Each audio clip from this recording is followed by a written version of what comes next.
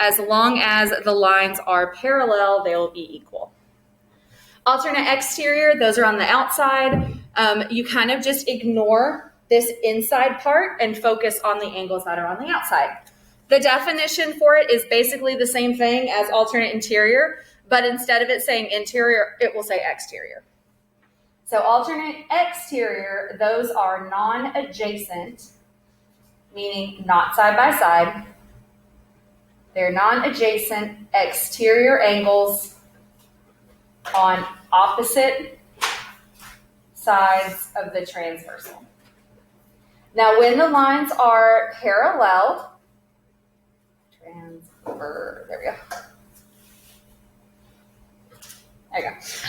So when the lines are parallel, the alternate exterior angles, again, they have the same measure.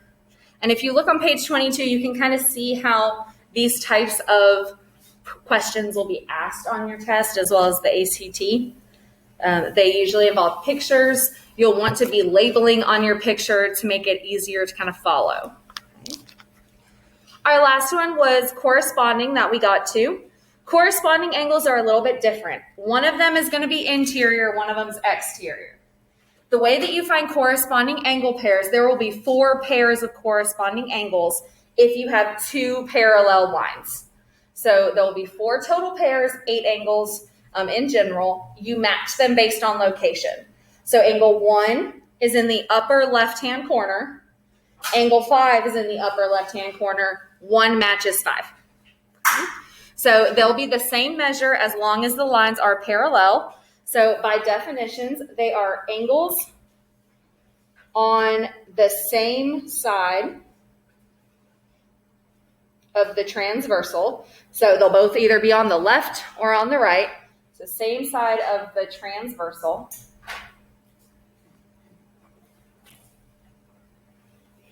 In corresponding locations.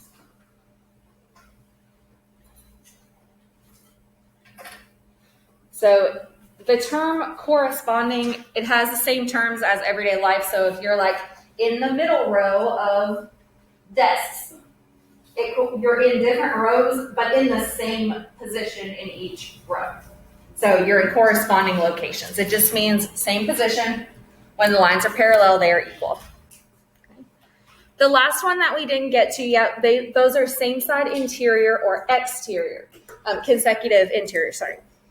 So these angles are focused only on the interior of the parallel lines. So we're only going to focus again on these angles, 4, 5, 3, and 6. Those are the interior. So I'm just matching the same color I used earlier yesterday for the term interior. They're called same side interior angles because they're on the same side in the interior. The ACT goes back and forth between using the term same side or consecutive. They mean the same thing. They just go back and forth. So I'm not 100% sure how you'll see it on your test because one question could say same side, one question could say consecutive. They're the same thing. They just might be named different. So by definition, these are interior angles. The interior angles on the same side of the transversal.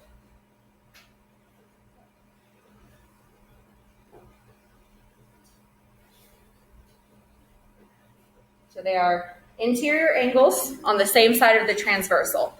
These are the only angle pairs out of the 4 that are not equal. So these are the only ones that are not equal. These angles are supplementary. So if you're stuck and you have a basic problem where it's like solve for x, if they're on the same side, add them to 180. Everything else is just equal. So you have like a 75% chance of doing it correctly if you set them equal. So when in doubt, set it equal because your odds are pretty good of doing it correctly. But same side interior, they're on the same side and they will add to equal 180. So angle 3 and angle 6 are both on the right-hand side. I can add those 2 angles together and they will equal 180. So angle 3 plus angle 6 equals 180. So remember, the angled numbers, they're arbitrary. You could use any number to represent those angles. Okay? So it could be angle 17 plus angle 28. It doesn't matter. But if they're on the same side, Right? If they're on the exact same side, like 3 and 6, they will add up to 180. Now, there are other angle pairs that add up to 180. For example, you could add angle 4 and angle 3 together. They're a linear pair, but they're not same side interiors. So yes, linear pairs exist. Vertical angles still exist, like 1 and 3. Those would be the same measure, but they're not same side interiors. So the other angle pair would be 4 and 5. If you add angle 4 and angle 5 together, it will also equal 180.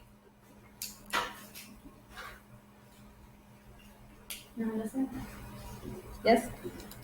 So those are the only pairs that will be supplementary to each other. The angle pairs such as vertical angles and linear pairs, it still exists. You can still create linear pairs, you can still use vertical angles, but same side interiors will always be supplementary. Okay. So guesses? It's not K. F. Okay, F is correct with 1 and 2, but there are more. So on this one, the correct answer is actually H. So we'll talk about why it's H in just a second. What about number 2? All those exterior angles should add up to what? It is J. It is 360. You can do that one of 2 ways, using a theorem or using linear pairs and adding them all up. Now the angles inside the triangle, those add up to 180. So notice how that answer is first. I'm trying to trick you. Number 3 is a hard one. What do we think we got for 3? Which one? Even if you lucky guessed, or C. That one uses same side interior angles. Again, we'll do all of these in just a second. What about number 4?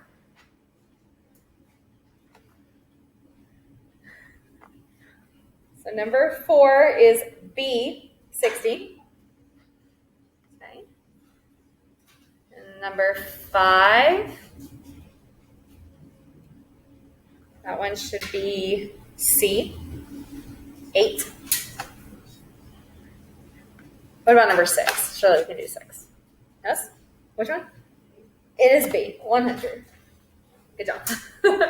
All right, so let's go back to the top and talk through each of these to kind of hopefully test through some testing strategies to help you on your test tomorrow.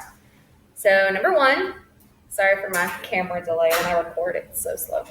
All right, in this problem, 1 and 2 is correct, but there are more answers than just those 2. So in this problem, it tells you that A and B are parallel. So I know that on A and B, I can draw those parallel arrows. Well, if we have parallel lines, now we end up having alternate interior, alternate exterior. Those angles can exist now in congruency. It tells us that we're focused on what angles are supplementary to X. So we're looking for, okay, angle X plus what other angle is going to equal 180. Okay. Well, you are correct with 1 and 2. So angle 1 and plus X, that's a linear pair. That's going to add up to 180. So angle 1 is definitely one of them. And then 1 is equal to 2 because they're vertical. So good job on those 2. What other angles, though, are equal to 1 and 2? Yeah, 9 and 10. If these are the parallel lines, you want to focus on this transversal of C. So 1 corresponds to 9, 2 corresponds to 10. Line D has no bearing on X. Like it doesn't even, it's not really a part of it. It's off to the side. So you actually don't even use D. Letter C is actually the transversal that you want to focus on. So the correct answer here is H, because 9 and 10 are actually equal to 1 and 2. So it's those 4 angles. Option K incorporates line D, which has no relationship with X. Okay. Number 2, good job with the 360. So you could do this one of 2 ways. The first way would be to know that all the exterior angles of a shape would add up to 360. That was one of the properties we talked about. Or you could use linear pairs. So this is a triangle and should add up to 180. 72 plus 57, and then subtracting from 180, that angle is 51. What you end up having here are a bunch of linear pairs. So this should add up to 180 because it's a linear pair. So 180 minus 51 is 129. Same thing happens up here. Y and 72, they form a linear pair as well. So 180 minus 72 is 108. And lastly, we have our last linear pair down at the bottom. 180 minus 57 is 123. So now to add up all the exterior angles, you're just adding up all these angles on the outside. So 129, 108, and 123 gives you 360. So you can use the fact that the exterior angles all add to 360. Or if you see in the picture, you've got your linear pairs and you can add them that way too. I think number 3 is a hard problem. Okay, it looks difficult. There's a shape in there. We got some parallel lines. Number 3 is a little hard because it's asking you a lot of vocabulary words. It tells you that in the figure, AB is parallel to CD. So I'm going to write that information. Again, parallel lines. I should be thinking alternate interior angles, same side interior, exterior, things like that. Okay. It tells you that AE bisects angle BAC.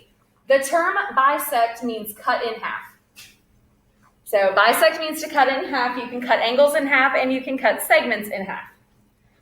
So that means that this angle and this little angle, those are going to be the same number. I don't know what they are yet, but they're going to be equal because it's been cut in half. It also tells you that CE is cutting in half ACD. So that means that these two are also equal. Whatever they are, I don't know yet, but they're equal. Okay. It does tell us that the measure of angle BAC is 82. So BAC, that's this angle right here. We know that that is 82 degrees. Our goal is to eventually find AEC, which is right here. Hopefully you've noticed the triangle. You have to use the triangle to help you. You need that. So these two small angles, half of 82 is 41. So both of these are 41. Bisect means to cut in half, so I just take 82 and divide it in half. However, I need this angle measure because I can't get to X without it. How can we find the measure of this purple angle?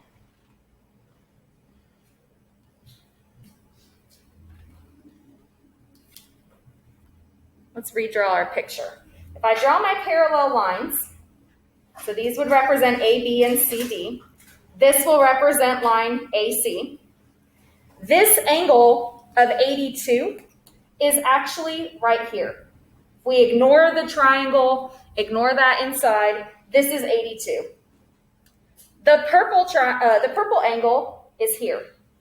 What do we know about those two angles? They add to 180. So 180 minus 82 is 98.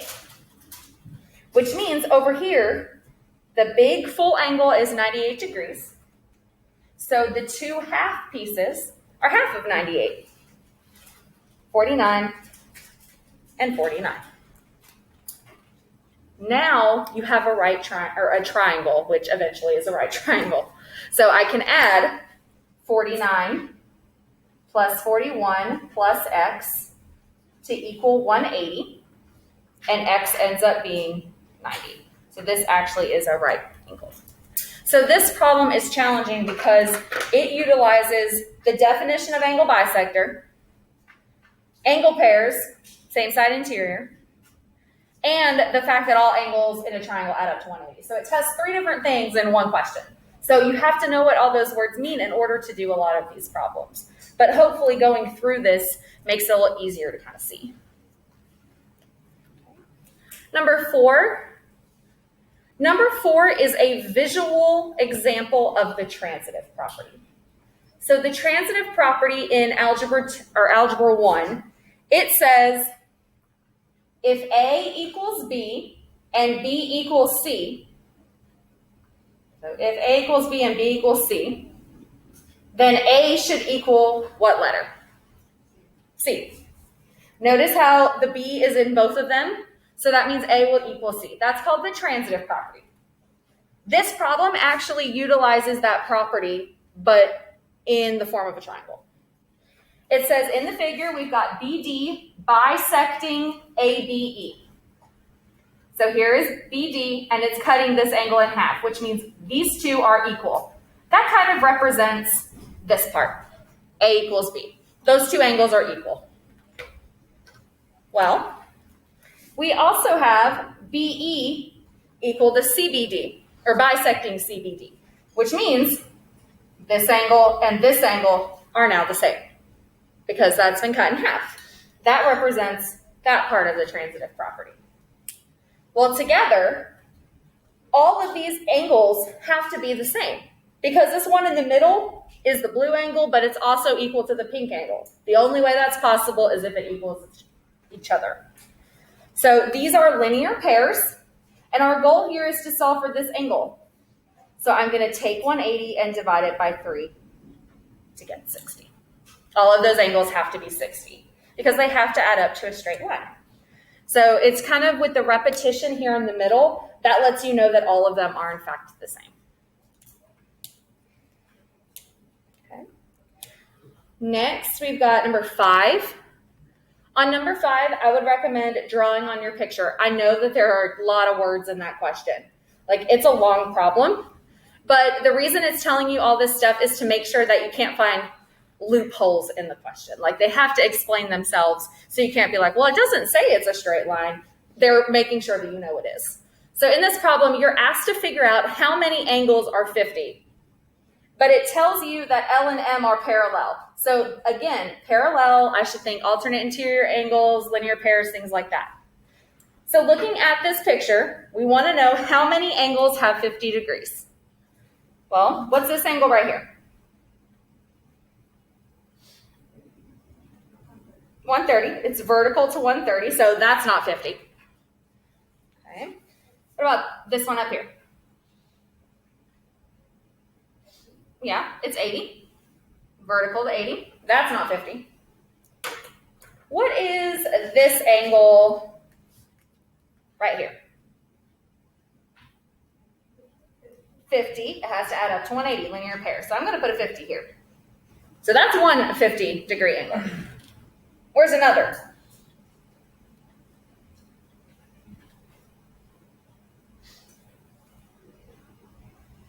Based on here. We've got 50 here. So, yeah, across from it. 50 is over here. All right, so that's 2. How do I find this angle in the triangle? Mm-hmm.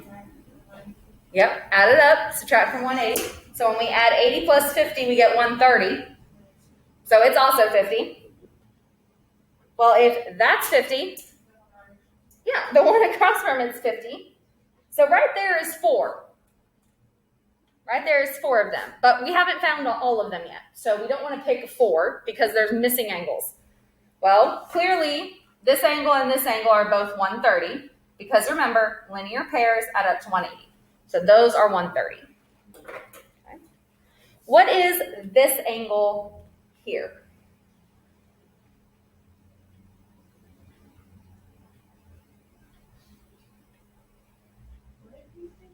It would be 50 because you can use alternate interior angles. This is 50, which means that's 50. Parallel lines, alternate interior angles. You could also visualize corresponding angles. These two are corresponding to one another. You could also use the same side interior where they add up to 180. All right, well, again, 50 across over here is 50. So now we're at 6 50-degree angles. What's this one? Yeah, it's 50 as well. So right here, this angle and this angle, those are also alternate interiors. Well, if that one is 50, the one that's vertical is 50. leaving us with 8 50-degree angles.